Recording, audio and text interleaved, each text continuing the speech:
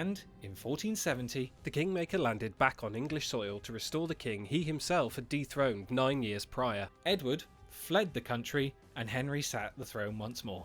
Edward IV's resilience, however, was on full display in 1471. He returned from exile in Burgundy, landing on the British coast and rapidly gathering support. In April, he met Warwick's forces at the Battle of Barnet. The battle was hard fought, with fog causing chaos, with men on the same side fighting one another, but ultimately Edward emerged victorious, and the Kingmaker, one of the greatest characters of the entire war, was killed on the field.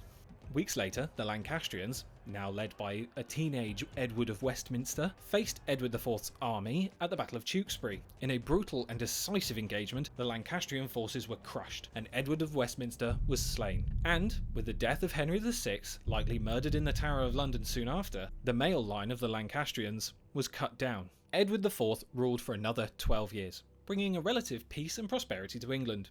Yet his reign was not without challenges. His latter years were marked by internal dissent and lingering unrest, particularly over his controversial favouritism towards the Woodville family, which alienated many nobles. In April 1483, Edward IV died suddenly, from reasons not quite known, leaving his 12-year-old son, Edward V, as heir. The young king's reign, however, would be tragically brief. Edward IV's brother, Richard, the Duke of Gloucester, was appointed Lord Protector of the young king. But Gloucester had his own ambitions, and he swiftly moved to consolidate power, imprisoning Edward V and his brother in the Tower of London. The fate of the young princes remains one of the most enduring mysteries of English history, and by the summer of 1483, they had vanished from the Tower, and Richard, the Duke of Gloucester, had seized the throne, declaring himself King Richard III. Richard III's reign was troubled from the start. His usurpation of the throne alienated many former allies, and rumours of the fate of the princes dogged his reputation. Yet Richard was an able ruler,